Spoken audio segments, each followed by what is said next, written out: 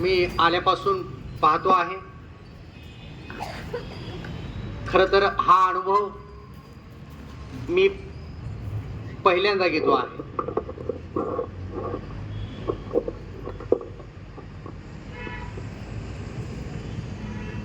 प्रथम आपणा समोर असणारे सर्व महामानव ज्यांचं प्रतिमा पूजन करून आपण सर्वांनी त्यांना वंदन केलं, सर्व महामानवांच्या चरणी मी पुन्हा एकदा विनम्रपणे त्रिवार मुजरा करतो. त्याचबरोबर आजच्या विचारपीठावरती विराजमान झालेले प्रमुख वक्ते, त्याचबरोबर आपण सर्वजण संयोजक, बालक, पालक आणि सज्जन स्वयंसेवक, आपल्या सर्वांना पाहिल्यानंतर नव्या नव्या गोष्टी शिकता आल्या. देणाऱ्याने देत जावे, घेणाऱ्याने घेत जावे. एक दिवस देता घेता देणाऱ्याचे हात घ्यावे. या काव्यपंक्तीनुसार आज ज्येष्ठ मंडळी सर्वांचा नामोल्लेख करणं अशक्य आहे, परंतु ते शांत बघतायत. सगळी धुरा युवकांकडं सोपवलेली आहे आणि नव्या दमामध्ये, नव्या जोशानं आपण हे जे काही समाज विकासात्मक कार्य आहे ते कार्य पुढे घेऊन जात आहात. आताच सर्वांनी आपल्या समोर हितगुज करत असताना बऱ्याचशा वैचारिक चर्चा इथं घडून गेल्या. त्याच्यामध्ये सुरुवातीला प्राधान्यक्रमानं राष्ट्रीय स्वयंसेवक संघाच्या स्थापनेला 99 वर्ष पूर्ण होत आहेत. ही मोठी आनंदाची गोष्ट आहे आणि या 99व्या वर्षामध्ये आपण हा कोलार शाखेचा वार्षिक उत्सव साजरा करत आहात. खरं तर हा आनंद उत्सव आहे आणि या आनंद उत्सवामध्ये कोलार सारख्या पावन पवित्र भगवती मातेच्या चरण स्पर्शाच्या या पावन भूमीमध्ये प्रवरा नदीच्या काठावरती एक उत्सवप्रिय आणि संस्कृतीप्रिय असणारं कोलार गाव आणि या कोलार गावामध्ये कुठलंही प्रसिद्धी न करता, प्रसिद्धीपासून कोसो दूर राहून, प्रसिद्धी पराडमुख राहून आपण भारत मातेची, भारत भूमीची जी सेवा करत आहात ती खरंच गौरवशाली आहे, कौतुकास्पद आहे. खरं तर या माध्यमातून आपण जननी आणि जन्मभूमी ही स्वर्गाहून कशी महान आहे, मंगेश पाडगावकर आपल्या कवितेमध्ये म्हणतात की जननी आणि जन्मभूमी स्वर्गाहूनही महान, आणि हे कार्य इथं आपण पुढे नेत आहात. हिंदू राष्ट्र निर्मितीमध्ये हा हिंदूंचा जो, हिंदू संस्कृतीचा जो पुढाकार आहे आणि जो प्रभाव आहे, या प्रभावानंच नवराष्ट्राची निर्मिती होणार आहे, नवराष्ट्र उदयाला येणार आहे. हे निश्चित स्वप्न आज आपल्या समोर गतीनं पुढे जाताना दिसून येत आहे. बघा, आपण संत, महंत आणि पुण्यवंताच्या महाराष्ट्र भूमीमध्ये राहतो आहोत. या भूमीमध्ये सर्व धर्म समभावाचा विचार, माणुसकी आणि मानवता जपणारी मूल्य ही संविधानाने आपल्याला दिली आणि ती आपण पुढे घेऊन जातो आहोत. खरं तर आपण या माध्यमातून 5 मातृपंचकाची सेवा करत आहोत. ती 5 मातृपंचक कोणती आहेत? तर पहिलं मातृपंचक आहे जन्मदात्री आई, जननी, माय, माऊली, माता. या 5 मातृपंचकामधलं पहिलं पंचक आहे जन्मदात्री आई. दुसरं मातृपंचक आहे काळी आई. तिसरं मातृपंचक आहे दैवत माऊली. चौथं मातृपंचक आहे मातृभाषा आणि 5वं मातृपंचक आहे मातृभूमी म्हणजे जन्मदात्री आई, काळी आई, दैवत माऊली, मातृभाषा आणि मातृभूमी आम्हाला प्राणाहून प्रिय असते. आम्ही त्यासाठी हसत हसत प्राण द्यायला तयार असतो. आणि राष्ट्रीय स्वयंसेवक संघाच्या शाखेच्या माध्यमातून हेच राष्ट्रप्रेम, राष्ट्रभक्ती, शिस्त, संयम, एकात्मता आणि अनुशासन याचं प्रतीक आपल्याला आज इथं आपण वेगवेगळ्या शारीरिक, मानसिक ज्या काही कसरती केल्या, जे काही बौद्धिक खेळ सादर केले, याच्या माध्यमातून हे घडताना दिसत आहे. खरं तर समाजकार्याची मोठी परंपरा राष्ट्रीय स्वयंसेवक संघाला असलेली दिसून येते आहे. आज जागतिक स्तरावरती एक विश्वमान्य झालेली आणि वैश्विक व्यापकता असणारी हे संघटन हे सामाजिक कार्य करताना दिसत आहे. वेगवेगळ्या सामाजिक, धार्मिक, सांस्कृतिक कार्यामध्ये आपला वाटा आपण उचलून एक राष्ट्र निर्माणाचं, राष्ट्र घडवण्याचं कार्य करत आहात. खरं तर ही शारीरिक आणि मानसिक मन दुरुस्त करणारीच कार्यशाळा आहे असं मला गौरवानं म्हणावंसं वाटतं. शाळेमध्ये मुलं खेळत असतात. खेळत असताना त्यांच्या हातामध्ये भारताचा नकाशा असतो. एकमेकाच्या वडावडीमध्ये तो नकाशा फाटला जातो. आणि ज्यावेळी ही कृती होते धावपळीमध्ये, त्यावेळेस गुरुजी सांगतात की आता ही भारताचा नकाशा जोडून द्या म्हणे, पहिल्यासारखा पूर्ववत करा.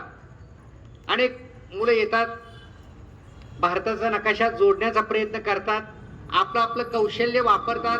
पूर्व, पश्चिम, दक्षिण, उत्तर या बाजूने ते सगळे जे काही तुकडे तुकडे झालेले आहेत ते जोडून अखंड असा भारत बनवण्याचा, नकाशा बनवण्याचा ते प्रयत्न करतात. परंतु हे काही सहज साध्य होत नाही. कुठली तरी गोष्ट राहून जाते, परंतु त्यामध्ये एक चाणाक्ष मुलगा बसलेला असतो. ज्यावेळेस तो नकाशा असा ओपन केलेला असतो, उघडलेला असतो, त्याच्या पाठीमागं एक माणसाचं छायाचित्र असतं. हे त्यानं बघितलेलं असतं. ते चाणाक्ष बुद्धिमान विद्यार्थ्यानं ते हेरलेलं असतं. तो गुरुजींना म्हणतो, मी नकाशा जोडून देतो, द्या माझ्याकडं. तो माणसाचा देह, माणसाची आकृती जोडण्याचा प्रयत्न करतो. माणूस सगळा जोडला की भारताचा, भारत मातेचा नकाशा उभा राहतो. असंच माणूस जोडण्याचं काम, मानवता जपण्याचं काम, माणुसकी जपण्याचं काम आपण करत आहात. राष्ट्रीय स्वयंसेवक संघ करतो आहे, हे मला गौरवानं आपणाशी म्हणावं वाटतं आहे. चालण्यासाठी वाट असते, वाटेसाठी चालले नसते. उंच भरारी घेणाऱ्याला क्षितिजाचे भान नसते. खरं तर आपण या कोलार नगरीमध्ये एक संस्काराचं, सुसंस्काराचं बीजारोपण करत आहात. एक पिढी दुसऱ्याकडे वारसा देते आहे, तिसरी बाल पिढी हे सर्व अनुकरण करते आहे. खरं तर मी आजही म्हणालो की पुढल्या वेळीपासून मी माझ्या मुलांना, मुलीला आता याच्यामध्ये पाठवणार. त्यांनाही यामध्ये सहभागी आपण करून घ्यावं, कारण हे संस्कार होणं आजच्या पिढीला खूप गरजेचं आहे. बालमनावरती, युवामनावरती हे संस्कार होणं अत्यंत गरजेचं असलेलं दिसून येत आहे. बघा, महाराष्ट्राला 5 भक्ती संप्रदाय होऊन गेले. त्या भक्ती संप्रदायामध्ये नाथ संप्रदाय, महानुभाव संप्रदाय, वारकरी संप्रदाय, समर्थ संप्रदाय, दत्त संप्रदाय असे संप्रदाय होऊन गेले. या संप्रदायाच्या कालखंडामध्ये 5 राजवटीही होऊन गेल्या. यादवांची राजवट, बहामनी राजवट, शिव कालखंड, पेशवे कालखंड आणि इंग्रज कालखंड अशा 5 राजवटी होऊन गेल्या. धार्मिक, सांस्कृतिक घुसळण होऊन देव, धर्म आणि देश टिकवण्याचं कार्य संतांनी, महंतांनी आणि आपल्यासारख्या थोर व्यक्तींनी आपल्याला केलेलं दिसून येत आहे. म्हणून संत होते, म्हणून आपण आहोत. संत समजून घ्यायचे असतील तर आपण ग्रंथ वाचले पाहिजेत. महामानव समजून घ्यायचे असतील तर आपण ग्रंथ वाचले पाहिजेत. तरच त्यांचं कार्य किती महान आहे, किती अनुकरणशील आहे, समाजाभिमुख आहे, समाजाची बांधणी करणारा आहे हे आपल्या लक्षात येत आहे. माणुसकी हाच धर्म पाहून आणि त्या मार्गाने आपण मार्गक्रम करत असताना या 21व्या शतकामध्ये धावपळीच्या, धकाधकीच्या आणि भय इथलं संपत नाही अशा एका वेगळ्या अशा दोलायमान परिस्थितीमध्ये आपण जगतो आहोत. खरं तर आपला शत्रू हा आपला अज्ञान असतं. आपला शत्रू म्हणजे आपलं अज्ञान असतं आणि ह्या अज्ञानावरती मात करणं, खऱ्या ज्ञानाची ओळख करून घेणं आणि आपण संपृक्त होणं, विकसित होणं गरजेचं आहे. महात्मा ज्योतिबा फुले यांनी शेतकऱ्याच्या आसुडामध्ये अज्ञान हे माणसाचं सगळ्यात मोठं शत्रू आहे असं सांगितलेलं आहे. आजही काळ बदललेला नाही. अस्पृश्यता, अंधश्रद्धा आणि अडाणीपण ह्या तीन गोष्टी माणसासमोर आ वाचून बसलेल्या आहेत. हे तीन जे आहेत ना, अंधश्रद्धा, त्यानंतर अस्पृश्यता आणि अज्ञान, हे तीन शत्रू आपण घालवले पाहिजे. आपल्या जीवनातून आपण त्यांना दूर पिटाळलं पाहिजे. खऱ्या अर्थानं माणूस घडेल, राष्ट्र घडेल, समाजाचा विकास होईल आणि नक्कीच भारतभूमी, भारत माता ही जागतिक स्तरावरती आज नामोल्लेख होतो आहे. गौरवशाली पद्धतीनं भारत मातेचा उल्लेख केला जातो आहे. परमपूज्य गुरुमाऊली सांगत असतात की जगामध्ये फक्त भारत देशालाच भारत माता असं म्हटलं जातं. आज आमचा सन्मान केला, प्रतिमा दिली, इथेही भारत माताच लिहिलेला आहे बघा. कुठल्याही देशाचा इथे उल्लेख करा बरं तुम्ही, भारत शब्द काढा आणि त्या देशाचं नाव टाका आणि उल्लेख करा. अमेरिका माता, पाकिस्तान माता असं होतच नाही आणि ते मनालाही रुजत नाही, पटतही नाही. फक्त जगामध्ये भारत मातेचाच उल्लेख केला जातो, कारण ती जननी आहे, माऊली आहे, जन्मदात्री आहे. या माऊलीचं महन्मंगल स्तोत्र अनेक वीरांनी, शूर पुरुषांनी गायलेलं आहे. खरं तर आपल्याला आता वक्त्यांना ऐकायचं आहे.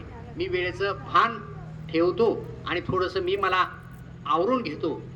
माणसानं हरळीसारखं वाढावं, माणसानं हरळीसारखं वाढावं, कापसासारखं म्हातारं व्हावं आणि अखंड वाचित जावं. कारण वाचन संस्कार होणं आजच्या पिढीवर खूप गरजेचं आहे. कारण सोशल मीडियाच्या माध्यमामध्ये आपण सर्वजण मोबाईलच्या मध्ये गुंतलेलो आहोत.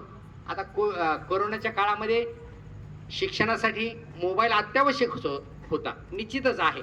परंतु आता खेदानं म्हणावं वाटतं की मोबाईल हे आता व्यसन झालेलं आहे.